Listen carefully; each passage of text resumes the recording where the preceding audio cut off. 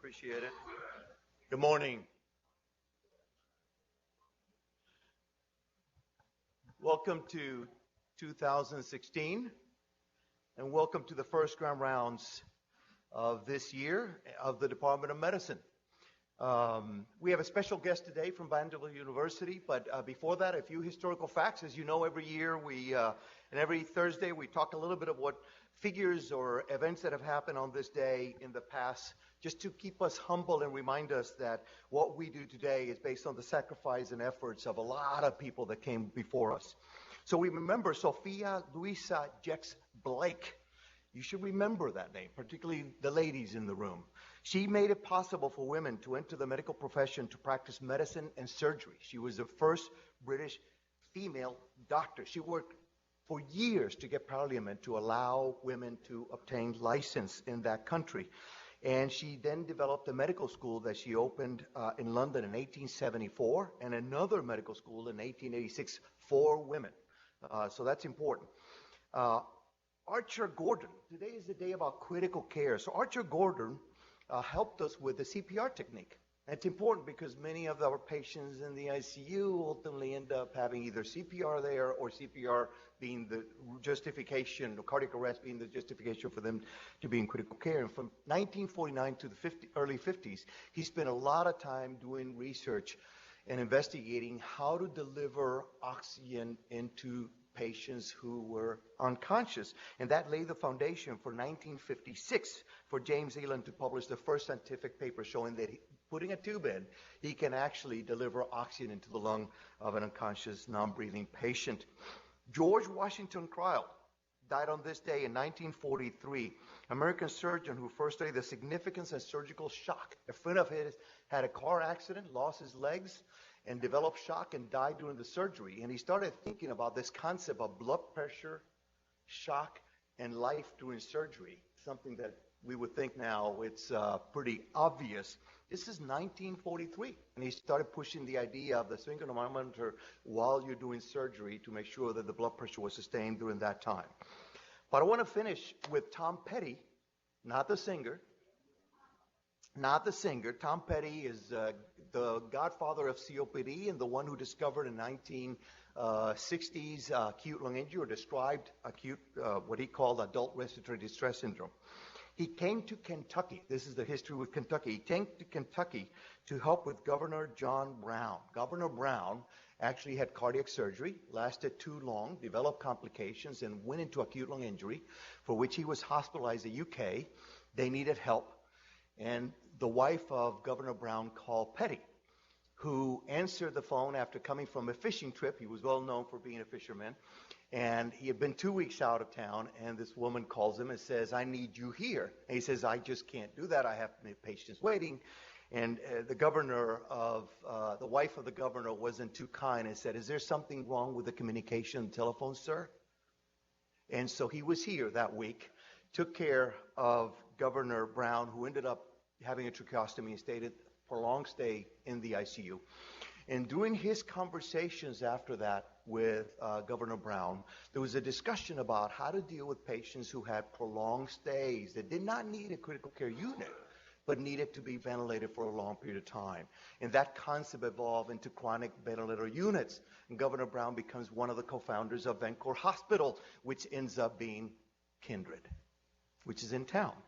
So with that, I want to introduce our guest speaker of today, Dr. Settles, who's here, and several others have been pushing for us to bring somebody to talk about a cognitive impairment and delirium and other impact of chronic ICU stays.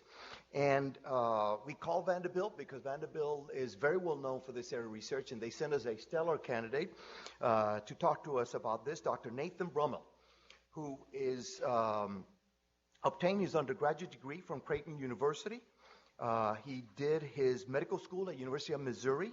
He went to Vanderbilt for his master's in clinical investigation, went back to Ohio State to do pulmonary critical care, came back to Vanderbilt to do postdoctoral fellowship, and did pulmonary and critical care studies there, and ultimately became faculty just in 2013. And despite his short track record. He's already developed a name for himself in this area. And I'll just give you a few of his assignments. He's published in this area. He's funded by the National Institutes of Aging in this area. He is chair of the American Thoracic Society Critical Care Assembly Aging and Geriatrics and Critical Care Working Group. He was in the writing committee of the NIA for incorporating frailty in the subspecialties.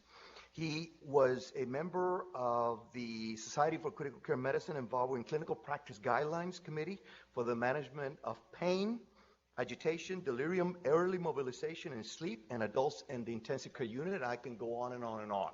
So Nathan has been quite active, and hopefully he'll provide us some new insight that will help us deliver better care in the ICUs to our patients.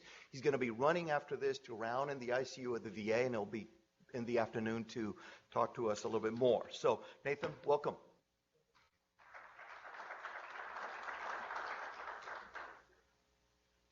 Thank you all very much, and it's interesting that you bring up Dr. Petty, because in a lot of ways he's not only the godfather of COPD, but he prompted a lot of this kind of research. He wrote an editorial called Suspending Life or Prolonging Death in the ICU. It was published in Chest back in 1998, where he basically derided us ICU clinicians for keeping patients deeply sedated. And he said in there, the only way I know my patients are alive is not by looking at them, but by seeing their vital signs on the monitor. So he really prompted us to get back to the way things used to be when you're talking about patients having a tracheostomy and perhaps being awake and alert and interacting with their families. So thank you very much for the nice introduction. And it's my privilege to be here today to talk to you about some of the long-term consequences of critical illness. As Dr. Brummel alluded to, I'm funded through the NIH. I don't have any industry-related conflicts of interest. These are the doors to the Vanderbilt Medical ICU where I work. And through these doors and doors like them around the world pass literally millions of patients whose lives are in the balance. And for many years, these patients had very high mortality. And so we as ICU clinicians would celebrate when a patient survived. And when the patient left the ICU, we would see these doors as a finish line. We had done our job. But here's the thing. Mortality from critical illness has significantly declined over the last couple of decades. And what we're learning is that those doors aren't the finish line. In many ways, they're the start line for our patients. Patients who leave the ICU now, their bodies hurt. They don't function like they used to. They can't think clearly. They suffer from depression and PTSD. Their lives and those of their families are forever changed by the time they spent in the ICU. And so I'd like to spend the next 45 minutes or so talking with you about the long-term consequences of critical illness, because the number of ICU survivors is increasing. And these syndromes that these patients are suffering with, they suffer often in silence because we as clinicians don't often recognize them. So to do this, I'd like to accomplish 3 goals this morning. The first is to review long-term cognitive impairment and disability associated with survival from critical illness. The second is to use a model called the vulnerability hypothesis that we use in our work to understand better risk factors for the development of these poor outcomes. And then I'd like to share with you some of our early work into rehabilitation of cognitive impairment after critical illness. So mortality from critical illness is decreasing. It's a trend that makes our work at Vanderbilt possible. These data illustrate what I'm talking about here. These are from Maya Kokkonen, who is a researcher down at Monash University in Melbourne, Australia. And in Australia and New Zealand, they have a complete registry of all the ICU admissions with detailed information collected. So she was able to use over 1,000 over 1 million ICU admissions from 2000 and 2012 and apply a standardized definition of severity of illness and sepsis. Her interest was in whether sepsis mortality was worse. But she looked at sepsis and non-sepsis mortality. And then she created this adjusted odds ratio for mortality using the year 2000 as a reference. And you can see that mortality has decreased significantly each year from 2000 to 2012. And in fact, if we take the number here, the odds ratio of death in 2012 was roughly half that of what it was in 2000. In this country, it's estimated that 3.5 million adults survive a critical illness each year. And that number is increasing, as these data from my friend Jack Awashna's group at the University of Michigan show us. In this study, Jack used Medicare beneficiary data to look at the number of ICU survivors or survivors of severe sepsis aged 65 years and older over time. So we have the number of survivors here on the y-axis and the year here on the x-axis. And you can see that in 1999, there were roughly 100,000 older adults who survived for at least 3 years after a hospitalization for severe sepsis. But by 2008, that number had increased to over 225,000. And a similar trend for those who are surviving 5 years. So not only is mortality from acute critical illness declining, we're seeing an increased number of survivors who are living long term. But as I alluded to in my introduction, all is not well with these patients. Jack Awashino also published this. He paired his Medicare data with a study called the Health and Retirement Study. Health and Retirement Study is a population-based study of aging where patients are assessed every couple of years for their cognitive and physical functioning. And it allowed him to determine the effect of hospitalization for severe sepsis on these patients' cognition. And so what you can see is that we have the years before sepsis here, and then in the gray box after sepsis, and looking at the proportion of patients who are cognitively impaired. And the degree of cognitive impairment is indicated by mild cognitive impairment in the blue bars and moderate to severe with the red bars. And you can see that in the years before hospitalization for severe sepsis, those rates of cognitive impairment are relatively flat. But afterwards, there's a dramatic increase in the proportion of patients with moderate to severe cognitive impairment. In fact, it tripled just in that year after hospitalization and persisted for 3 years afterwards. He also looked at ability to carry out basic and instrumental activities of daily living, the things that allow us to live independently, like get dressed, eat a meal, cook a meal, balance our checkbooks, those sorts of things. And what you can see, again, looking before sepsis and after sepsis, is that those patients who were completely independent, no problems whatsoever in carrying out their activities of daily living, acquired 1 to 2 disabilities and ADLs and IADLs in the years following their hospitalization for severe sepsis. Similarly, those who had 1 or 2 impairments prior to being hospitalized now had 3 to 5 after they were hospitalized for severe sepsis. And those who, in the red bar there, had severe disability prior couldn't really get much worse. So, do patients really care about how they're able to function? I think that they do. I think these data suggest that they do. This is a study done by Terry Freed, published now in 2002 in the New England Journal. And she asked patients with chronic illnesses such as heart failure, COPD, and cancer what their treatment preferences would be given the probability of certain side effects. And those side effects that she studied were death with a low burden treatment, death with a high burden treatment like being in the hospital for a long time, functional impairment, and cognitive impairment. And I think not surprisingly, if the probability of those outcomes was 0, most patients said, sure, I would undergo some therapy to do that. But as she increased the probability of these outcomes towards near certainty, you can see that the number of patients who were willing to undergo treatment decreased significantly. And more importantly, patients said, if I was going to be cognitively impaired or physically impaired, more of those patients said, I wouldn't want to go undergo treatment. And so you could argue that patients are prioritizing the ability to function independently, even above survival. This is a patient of ours named Melissa. And Melissa was a 50-year-old woman who came to the Vanderbilt Medical ICU back in 2009 during the H1N1 flu epidemic. And she was in the ICU for about 2 weeks, was on the ventilator for 12 days or so. She suffered multiple organ failures, including delirium, while she was in the ICU. And Melissa worked at the development office at Vanderbilt, and so she sought out our group, given our interest in this area, to see if we could help her after she had returned home and was struggling with the problems of the ICU. And her story, she's been gracious enough to share her story not only with you all, but with others through this article in the Vanderbilt Medical Magazine. We all get these things. But there's a nice story in there called Undone in the ICU, and you can Google her story. But I'm going to allow her to tell it because I think it's far more striking than I could ever do.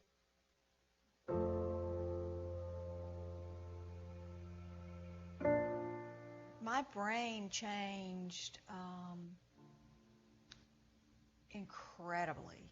You know, I'd been through chemo brain and gone back to work, and it was, you know, I was not quite as quick with things, but it really didn't hamper me to a disabling level. This stay and everything that I went through did. We do a lot of lists. We do a lot of whiteboard, like is right over there on the wall where we're going to do this first and then we're going to do this. I've lost all sense of internal time. So I can't gauge how long it's going to take me to do anything. She's very intelligent. There's a sense at times that it's inside her and she's wanting to get out what she's thinking, but it's not lining up. It's almost like it's running in jelly instead of oil. Somebody is like, why can't, they have that look on, I just told you my name and you're asking me again. I laugh and say, well, I got really sick and my Velcro kind of melted. Because now my short-term memory, it just doesn't stick. I'm still not back up to the strength level that I was before I got sick. Not because I haven't had enough time, but primarily because part of what came along with the after effects were a clinical depression, and I've been diagnosed with post-traumatic stress PTSD. At church, we choose where we sit. We sit to the back so that I'm not in front of all the people that are breathing. If somebody's we will get up and move. They did a good job of preparing us, but the reality of how little she was able to do was a real surprise. In fact, when we came back here, I had to build a ramp so that she could get in and out of the house. She couldn't go down we have 2 steps coming into our house. She couldn't do 2 steps. I was working before I had this. I didn't have the same processing properties that I had had before, and I couldn't go back to doing the kind of work I was doing before. She worked in a job that she did lots of work in Excel spreadsheets and lots of very complicated gathering of information and distilling it and reporting it and handling all kinds of not easy tasks. And that would terrify her right now if she had to sit down and do that kind of work. It's just not something that's possible. I never dreamed, after having had leukemia and done 2 years with it and chemo and all that, and I never dreamed that anything else could be worse. And this was so much worse. It was more spiritually, emotionally, physically, intellectually challenging than even cancer. If you presented me with ARDS and cancer, leukemia, I would choose the leukemia.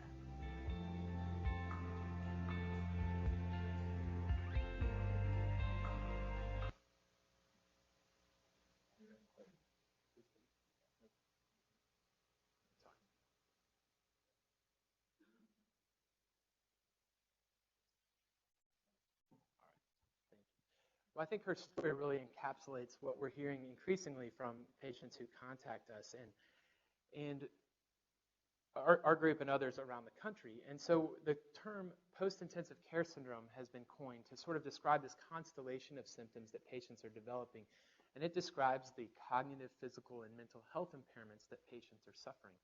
And we're still unpacking what post-intensive care syndrome means, and we'll talk a little bit more about it later in the talk. But the primary reason this term was coined was to raise awareness among clinicians. So we talk about the post-intensive care syndrome. I'd like to share with you now a little bit of our work on understanding better some of the cognitive and disability outcomes of these patients through the use of the vulnerability hypothesis. And for those of you geriatricians in the room, the vulnerability hypothesis is very familiar to you. We've borrowed it. It's a way to describe how geriatric syndromes and the impairments that we're seeing develop. And it allows us to understand how impairments develop by incorporating a patient's underlying vulnerability in combination with an acute stressor. And so we'll use this framework for the rest of the talk. And the primary acute stressor that I'll talk about today and that we're interested in studying down at Vanderbilt is delirium in the ICU. And delirium is a syndrome of inattention that's characterized by a fluctuating mental status.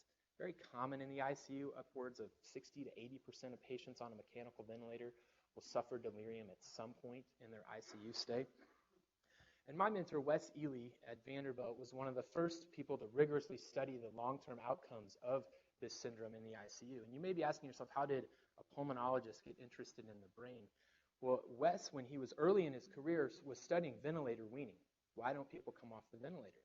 And it turns out that it wasn't their lungs that was keeping them on the ventilator, but something going on in their brains. And so he developed and validated the confusion assessment method for the ICU, or the CAM-ICU, which is one of the most widely used delirium screening tools across the world, translated into over 25 languages.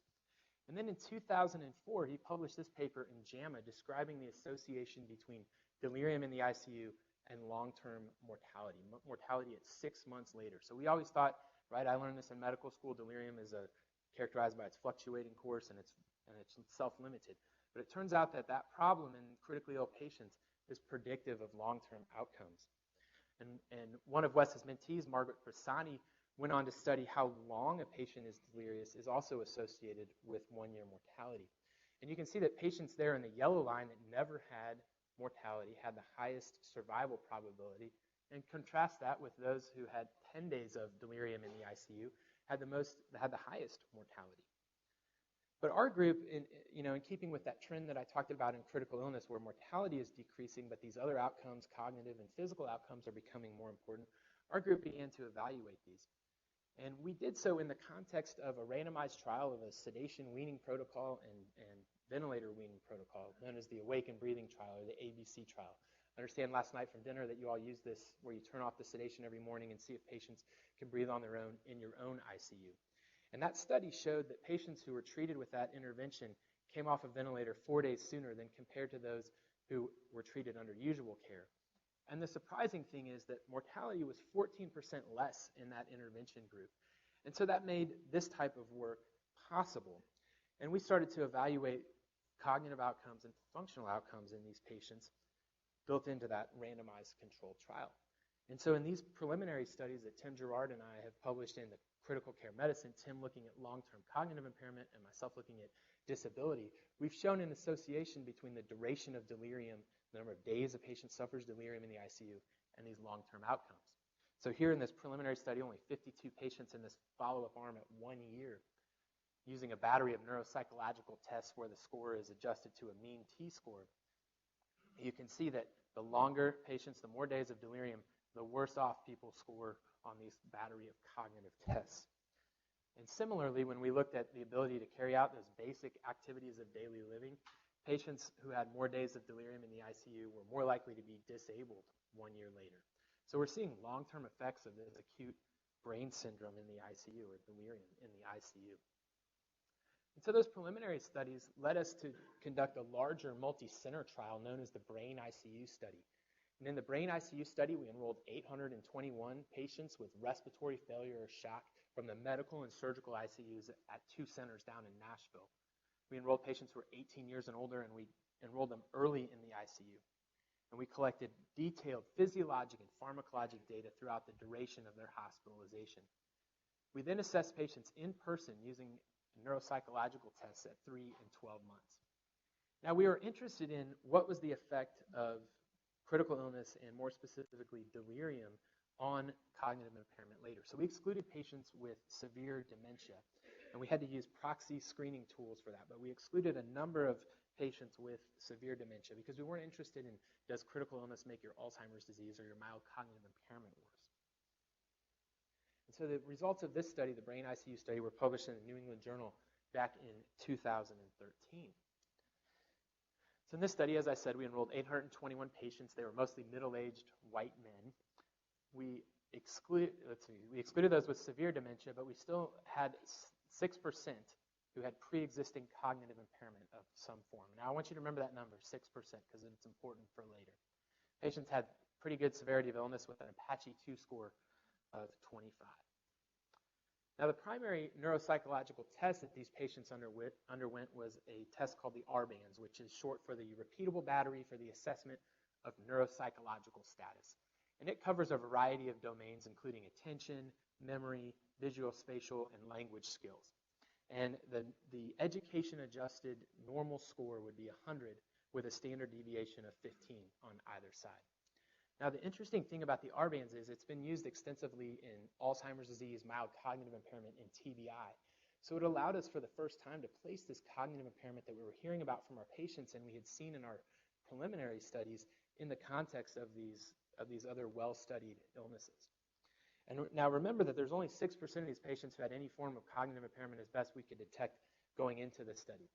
At 3 months and 12 months, a full quarter and 20% had scored extremely low on this R-band score.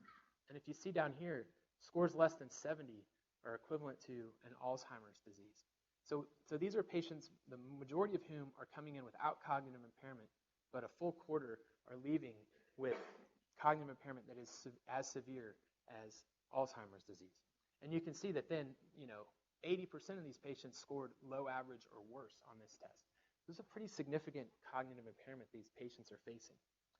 Now we thought, boy, there's a lot of people with cognitive impairment. Maybe these are all, our median age was 61. Maybe there's just some subclinical cognitive impairment or Alzheimer's disease that we were detecting on these tests. So we stratified these scores by age. And so what I'm showing you here is on the y-axis, the R-bands global score, again with an adjusted mean of 100, standard deviation of 15 on either side, indicated by that gray box. And here we're looking at box and whisker plots. So the white lines indicate the median.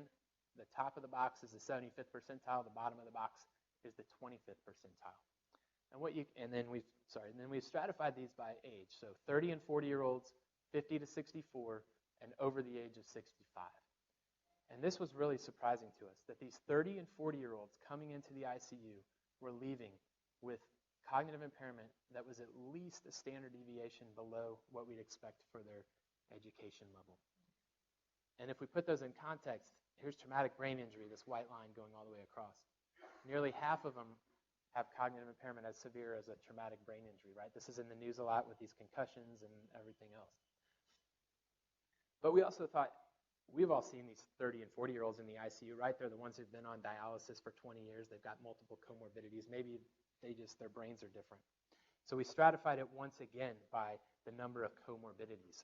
So again, here I'm showing you the R-bands global score, the education-adjusted score with a standard deviation on either side, stratified by age, but also by the number of comorbidities. No comorbidities, 1 to 2, and greater than 3.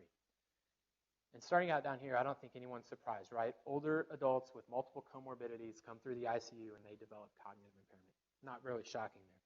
But I want to draw your attention now to that upper left-hand box. 30 and 40-year-olds with no prior comorbidities coming out of the ICU with pretty severe cognitive impairment. Half of them, at least a standard deviation below what we'd expect on that battery of tests. So why are these patients developing cognitive impairment? We started to look at risk factors, and our primary risk factor of interest was duration of delirium, based off that pilot study that we had seen.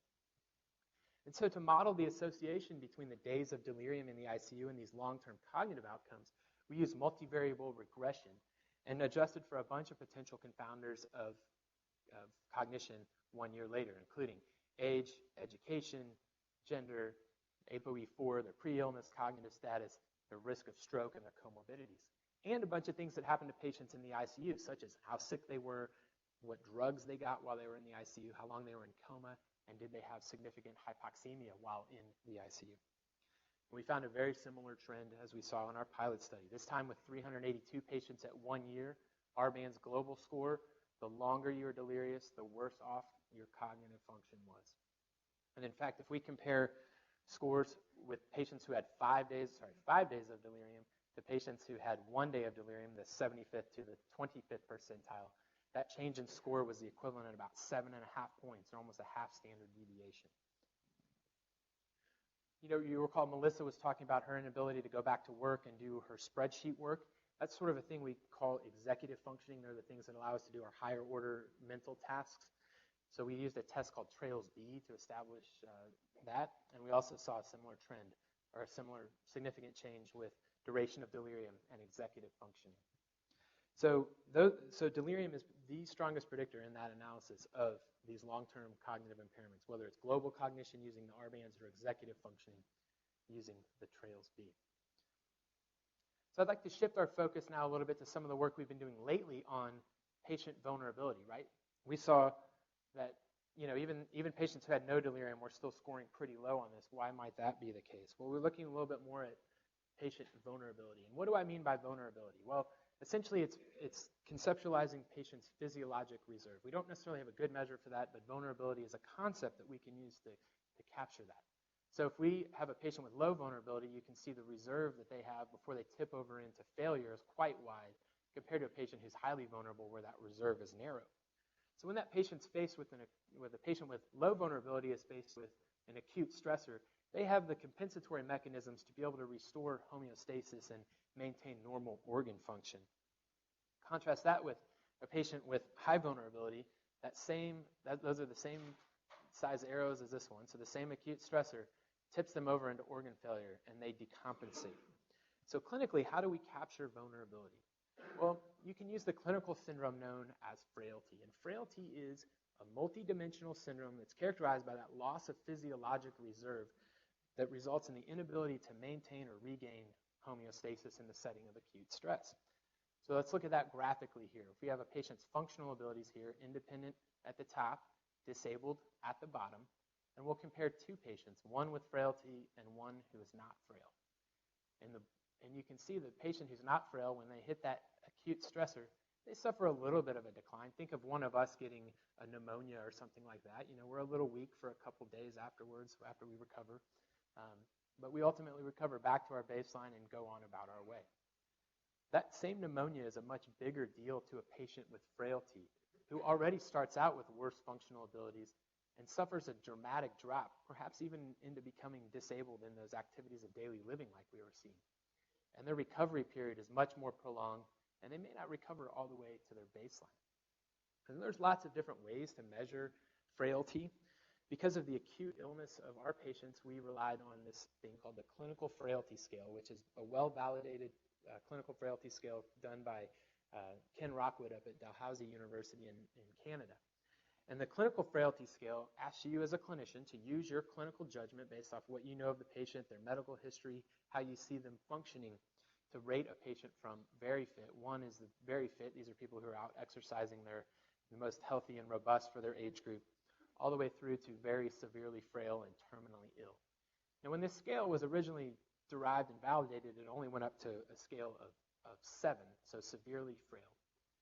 And patients in higher scores indicate worse frailty, with a score of 5 or more indicating the presence of the frailty syndrome.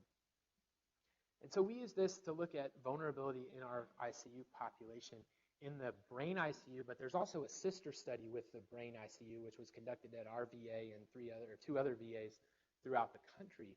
So we were able to bring those two trials together for this paper and looked at clinical frailty, assessed the ICU admission and its prediction of outcomes.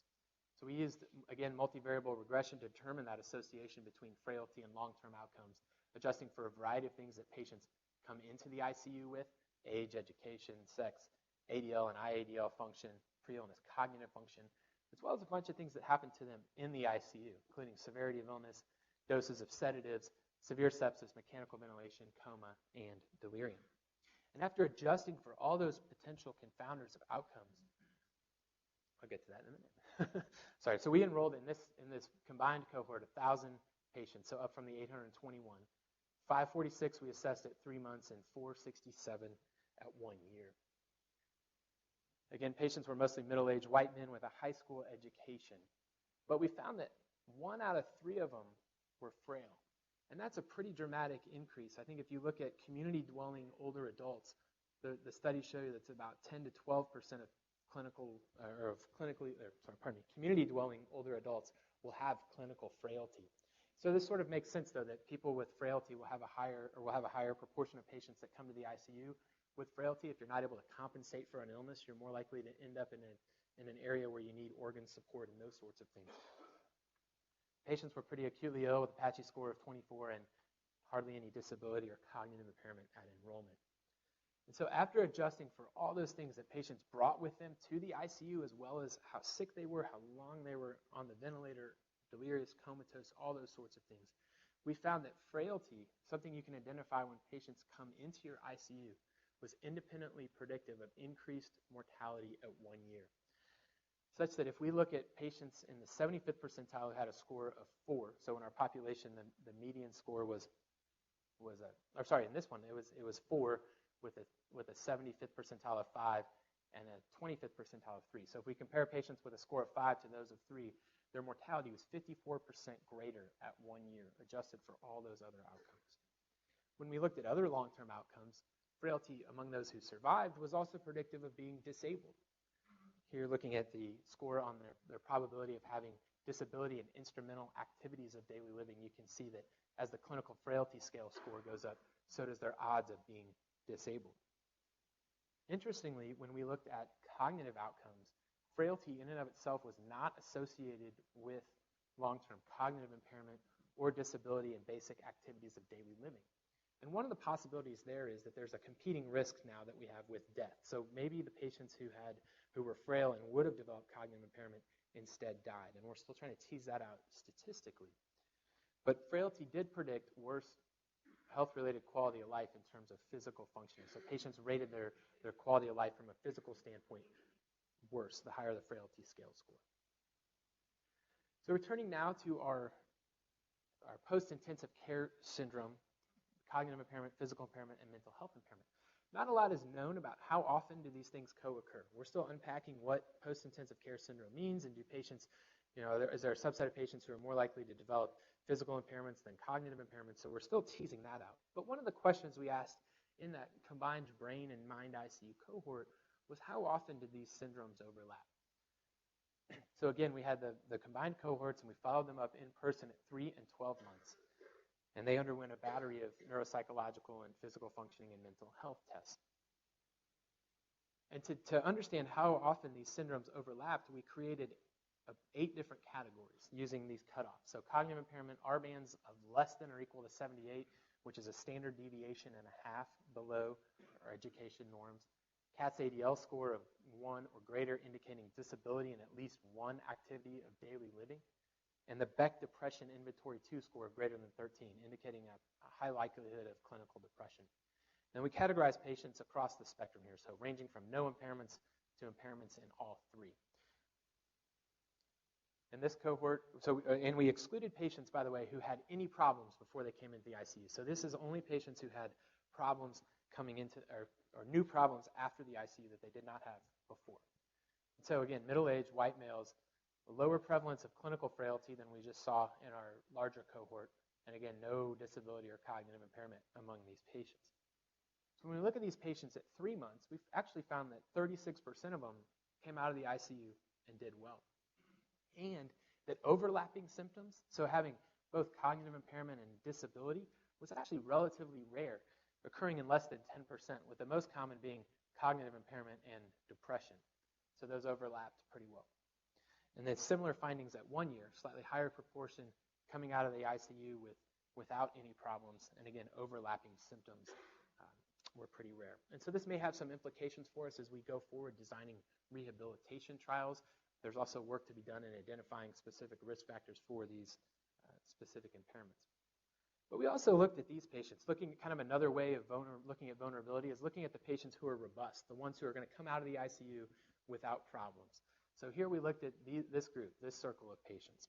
We wanted to find out what factors were associated with those who come out of the ICU without any problems. And so we, again, did multivariable regression adjusting for a bunch of different potential confounders of outcomes: age, education, frailty, sepsis, delirium, and mechanical ventilation.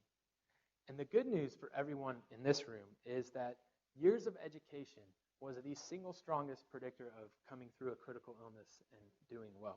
You can see here we have the probability of remaining PICS-free compared to years of education, and a nice, we're all out here, right? 16 to 18 years of education. So if anyone gets critically ill, they don't worry too much about what I'm talking about today. And then the other risk factors, so frailty, delirium, and severe sepsis were trends towards actually having worse outcomes, so consistent with what we had seen prior, but they did not predict those outcomes at 1 year. So now I'd like to talk with you about some work we've done on rehabilitation, some preliminary trials of rehabilitation for this long-term cognitive impairment that we're seeing for our patients. So rehabilitation in the ICU is a relatively new phenomenon, or I guess it's one we've rediscovered in the last 7 or 8 years or so. And that was primarily launched by this study done by collaborators of ours, Bill Schweikert and J.P. Kress at University of Chicago, called Animation, where they provided early physical and occupational therapy for patients in the ICU, beginning within the first 72 hours. Do you guys do this in your ICU, mobilize patients when they're still acutely ill? It's very tough to do, but in this study, they, again, randomized patients to early physical and occupational therapy starting first 72 hours of ICU admission, continued throughout their hospitalization. And you can see that the proportion of patients who resumed functional independence at discharge was greater in that group compared to usual care, which was when we as clinicians thought we should call in our physical and occupational therapists. So they had a greater proportion of patients who returned to that functional independence. And this is one of the areas that there's been a lot of recent research on whether we can prevent some of the physical impairments from patients. Well, our group, primarily being interested in the long-term cognitive outcomes, conducted the RETURN trial, which was an in-home combined physical and cognitive rehabilitation program. Patients underwent physical and occupational therapy delivered via telehealth, and then we performed in-person cognitive rehabilitation using a program called goal management training, which we borrowed from our colleagues who study traumatic brain injury and stroke. And the goal management training has two primary emphases. The first is to create an awareness of deficits. A lot of times, patients aren't aware that they're not thinking clearly or that they are having trouble with multi-step tasks, those kinds of things. And you can imagine that, for example, if someone's driving, that might be problematic. And so it teaches them a compensatory strategy such as the stop and think technique, where a patient will take a complex task and divide it up into simplified subtasks to be able to accomplish that task and monitor their behavior as they go. So in this study, we enrolled 22 patients at hospital discharge. And we had them perform this thing called the tower test, which asked them to move different discs to build towers. And there's rules about what discs you can move, and you can only move one at a time, and you can't put a bigger one on top of a smaller one. So it requires a lot of thinking and planning to be able to accomplish this. And so you can see that patients who were randomized to the cognitive and physical rehab here in the red triangles compared to those in usual care had very similar scores at hospital discharge. And after 12 weeks at 3-month follow-up, those patients in the usual care group had a very similar score to what they did when they left the hospital. However, patients in this cognitive and physical rehab group actually improved their scores. Now you're looking at this and you're saying, wait, there's fewer triangles over here than there are over here, and there's a bunch up here. Maybe these are all.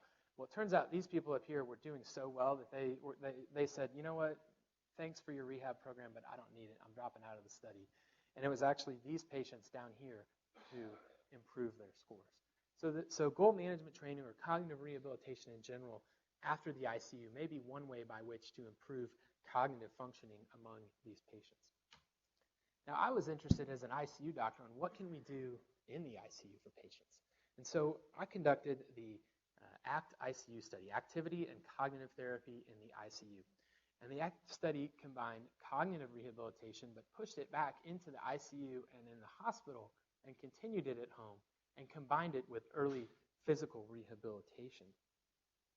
And so our cognitive rehabilitation program consisted of performing a bunch of different cognitive exercises, such as digit spans. And we designed this so patients could do this while they were even on the ventilator.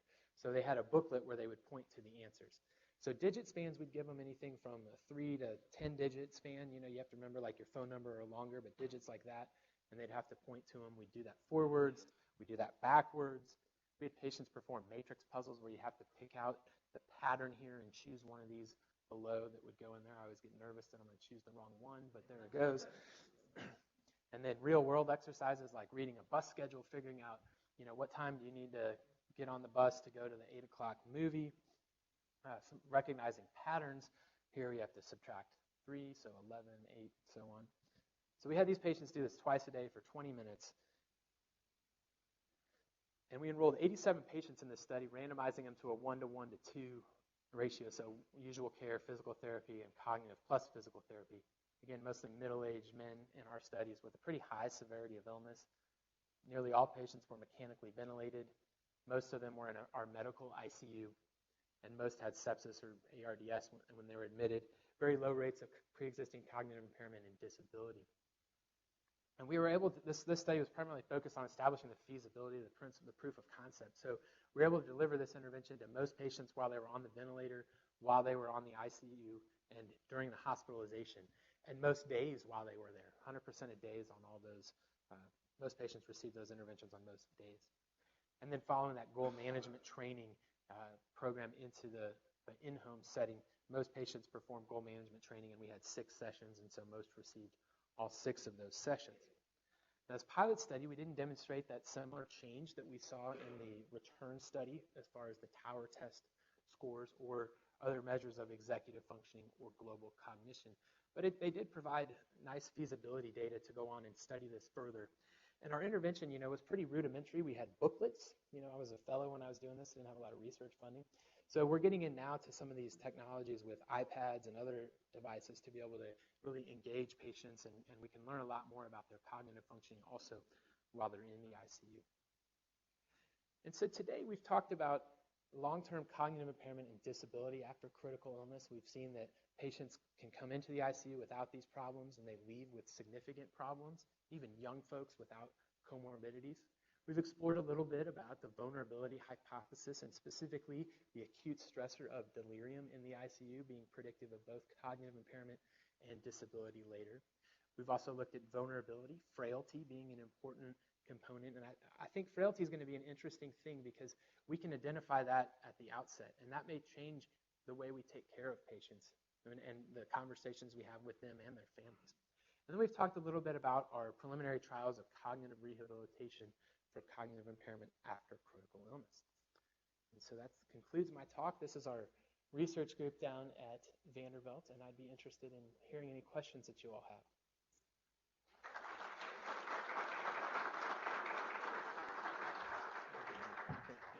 Thank you so much. Thank you. So when I was training in pulmonary medicine, the mortality for acute lung injury was over 40-50%. Right. And we were told that if a patient came out of the ICU and did well after acute lung injury, life was good. Right. And all of this data has been coming out over the past 2 decades, suggesting that all we're doing is just saving the patient from a primary illness, but allowing a secondary one to appear. Right. One of the questions I have for you, and I have 2. One is extrapolate the number of people who come out in the United States with cognitive impairment. You said there were 3.5 million people going to the ICU. Right. What percent of those come out? Is it 300 to 500,000? So in the brain ICU study, 75% of patients had some form of cognitive impairment, that standard deviation and a half or worse. Good. So that would be a pretty significant proportion. And as we see dementia increasing in this country, we wonder, is this a contributor to dementia? And when we start to look at things like the neuropsychological profile, they're not quite exactly like Alzheimer's disease. We've done some preliminary studies of imaging, and there's not a lot of amyloid in their brains. So it's looking like this may be a new, not Alzheimer's-like thing, which increases our enthusiasm for rehabilitation. It may be something, these trials and all these brain games and things on TV that you see advertised aren't really effective for Alzheimer's disease, but it may be the case that this is a fully rehabilitatable brain injury that people are seeing. But it's a significant burden, particularly as people, we excluded patients who had pre-existing problems in that study, so it may be even higher among those who have dementia. I was intrigued by your data correlating delirium, days with delirium, with mortality. Right. And it almost suggests that you would find that there is a cause and effect here. Yeah. As opposed to delirium being a manifestation of Right. worse illness. Right. Because if it is a manifestation, treating delirium ain't going to do the trick. So tell me about cause and effect. Yeah, so these are... Is delirium a manifestation, or is delirium actually causative? Right. So we don't know if it's causative or not. These are observational trials, so there's always the possibility of some residual confounding things we didn't measure that could be associated with that. But in those studies, we've adjusted for severity of illness. And even in that brain IC study, we adjusted for daily severity of illness. So we get, rather than just how sick they were when they came in. So we don't know that it's a cause, but it's certainly strongly associated with mortality, cognitive impairment, and those other outcomes. And so our work now is also focusing on treatment of delirium and prevention of delirium as a way to reduce cognitive impairment and potentially mortality as well. Let's start here. Yes.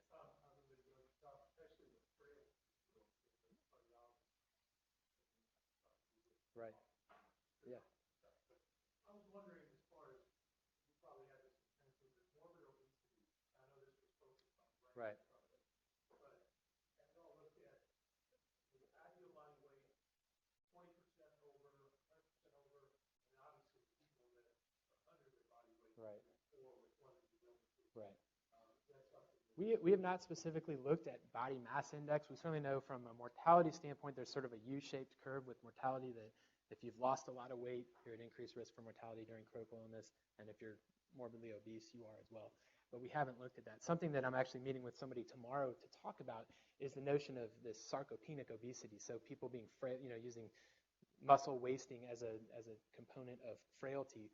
Even people, a BMI of 30 is not 30 is not 30, right? So people can be obese and they can have muscle wasting, or they can be bigger people. So we're going to start looking into those sorts of things. But the clinical frailty scale is intriguing in a lot of ways because it's not too complex to do. I mean, it's sort of that eyeball test that you probably give patients informally anyway, but it allows you to categorize it and study outcomes. And the cardiology literature, I think, suggests that there's also the advantage of some of these other tools is that you can measure them over time and before patients would come in. We're dealing with acutely ill, critically ill patients, so we don't have that luxury in the study. But yeah, but it's certainly great. We'll go over there, then we'll go over here, then we'll go over there. You had a graph Yes, sir. early on in your talk, and it had 3 years survivability, Uh-huh. and it was pretty flat until one point in about 2002. There was an abrupt increase in Mhm. 5-year survivability. Kind of mirrored that same thing, except the abrupt increase at about 2005. You know what we did right those years? Not sure. Yeah, I'm not sure. And it may be a case that he's also done other work looking at the number of cases of sepsis. And so but it's not really a billing thing. There's just increased organ failures. And I don't know that we understand all of that entirely yet, why that inflection point changed. Yeah. Getting back to delirium, Mhm. I know that West Louis advocates for similar interventions for delirium, Mhm. such as day-night alerts and ICU. Right. Can you give your clinical impression about how to minimize delirium, how to lead with information, if delirium is a risk factor, Yeah. drug-related, what do we do in our ICU to shorten our days of delirium? Right. So I think minimizing drugs, if I could tell you one thing to do, minimizing drugs, sedation, adequately treating pain. If patients are in pain, they're going to develop delirium. But look at all the lists. I mean, when we round in the ICU, right, those medical lists or their medicine lists are pretty darn long. And so getting rid of things that you can.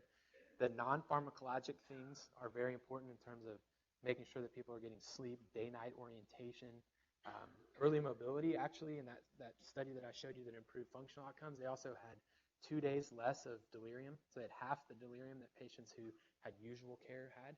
So the way I kind of approach this in my clinical practice is we try to get patients up, move them around because it wears them out and they sleep, and we don't need sedation and these other things that end up confounding it. So there's no magic bullet to it, and if anyone had one, it would be fantastic. I'm interested in hearing ideas, but borrowing from our geriatrics colleagues in terms of those non-pharmacologic things, getting rid of drugs.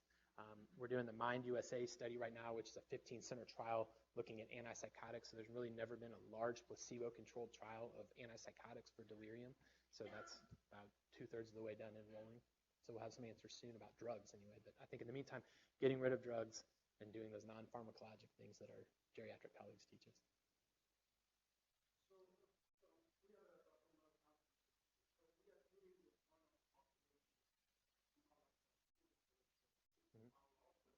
Uh-huh.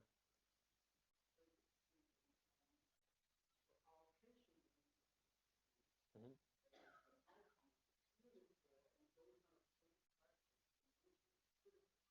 Mhm.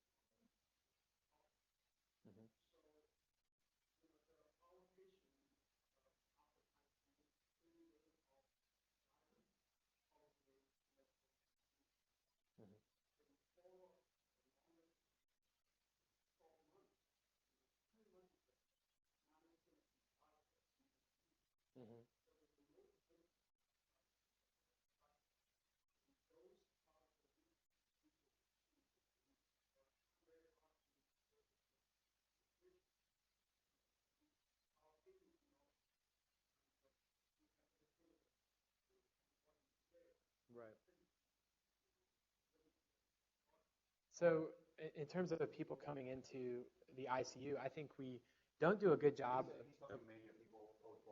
Right. Right, those predictors, right. Yeah. So I'm not, certainly spend a lot of time in the ICU, but in terms of those predictive factors, I think you said frailty has been explored and the concept of it, and we don't really understand necessarily the biologic underpinnings. There's a couple of schools of thought. One is that it's kind of a chronic inflammatory condition, and so the physiologic frailty of muscle wasting and slowed gait speed and all those sorts of things may be amenable to interventions over time in terms of physical exercise, nutrition, those kind of things. The clinical frailty scale is based off Dr. Rockwood's work, which he's a really smart math guy, and he has all these fancy statistical models that basically boil down to the more things that are wrong with you, the worse you'll do when something bad happens, which I think makes sense conceptually, but he has some really interesting mathematical models. But I don't have, from a bone marrow standpoint, certainly predictive outcomes. But I think it's things that need to be explored, as you indicated. My academic renown Okay. typically switch to diabetes. Okay. We have treatments with depression.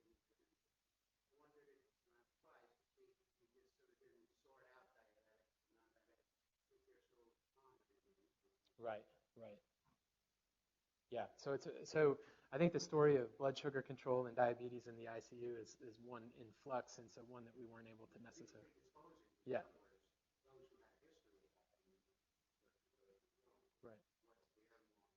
And we've done some work with looking at like endothelial function and vascular reactivity in terms of predicting delirium. That's one of the components that may contribute to it that may be an interesting thing to look at in terms of diabetics also having, those similar problems. Yeah. There's some data to suggest that diabetics may be less susceptible to death after a few minutes. Okay.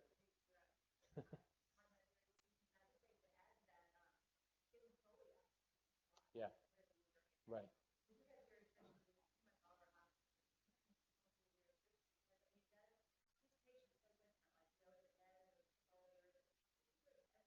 Right.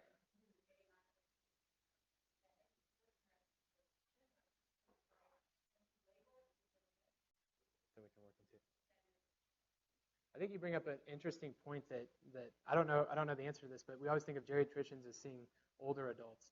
But really what we're dealing with here in the ICU is geriatric syndromes, right? They're more common among older adults, but 30 and 40-year-olds get delirium. They get, muscle wasting. They're potentially frail. And so I don't know. I haven't personally called a geriatrician to see a 30-year-old patient in my ICU because they're delirious. But that may be somewhere where there's potentially to cross-pollinate.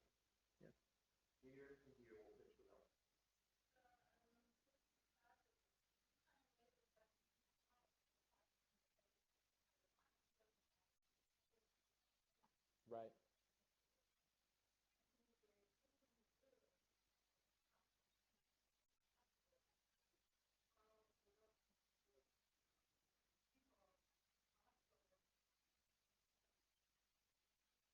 Outside of that. Yeah, you raise a very good point. I think the ICU is nice. We like to study it because it's a confined environment where we can, but these syndromes are by no means, geographically limited. And there's a lot of work to look at hospitalization in general as being a hard problem. And so we have the post-intensive care syndrome, but there's also the post-hospital syndrome that's, also well described by folks. So. Yes.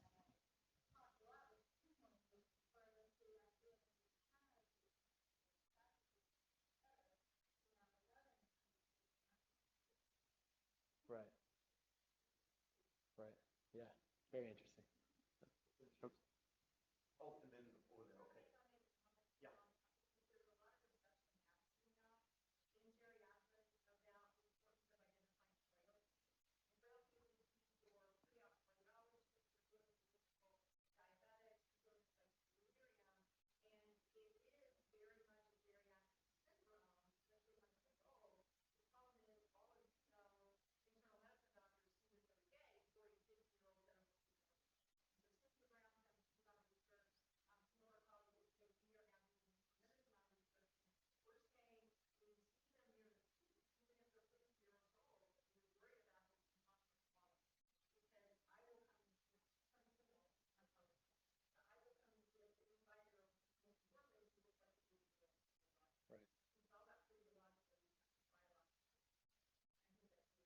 It's the mileage, not the years, right? That matters, Mileage, not the year.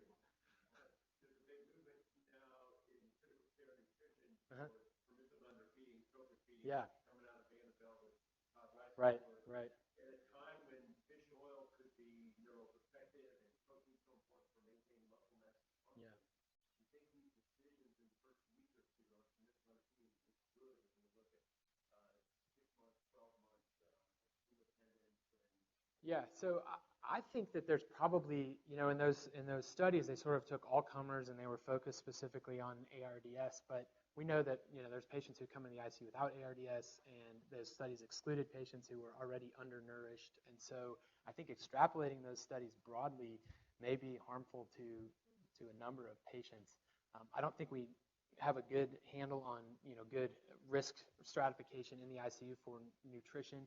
And the effect on those outcomes, at least in those, that Eden study would suggest that there aren't any. But again, it was a relatively young population compared to what we're seeing nationally in the ICU. That study, I think they were in the mid-50s, and 2 out of 3 people who come in the ICU are 65 years and older. So how does that play out in these people who also come into the ICU with frailty and sarcopenia and all those other things? We don't know, but I think it's certainly an area of fertile research. This is also a good area, and I'll finish with this because we have to get moving, but this is also a good area as a foundation to begin to look at critical care as a whole, particularly the people who care for critically ill patients. Mark Moss has reported very nicely that there's increased PTSD in nurses that are critical care nurses, and there's well-known data for burnout for physicians who are critical care. In fact, Rodrigo Calavas and Juan Variola are both 37 years of age, and yet, they go on to care, and you know what's going on. So there is something about the critical care unit, the intensity of that, that impacts not only the patients, but the caregivers. And this is an area that we need to investigate more. You have a good day. Thank you. Thank you so much. Really enjoyed it. Wait a minute. Before I let you go, the audience knew, but I didn't. Oh, wow. Now, some of your patients were not ill enough and decided not to do the test anymore. Yeah. But if you go around the unit and tell them, so we send everybody Holy back home smokes. with this. That is so Nathan nice. Brummel, Medicine Grand Rounds, University of Louisville. Hey, that is really cool. Thank you so much. Yeah, our goal is to have someone from every single institution in the United States have a Louisville back. Yeah, A Louisville that's flag. really nice. How cool. Hey.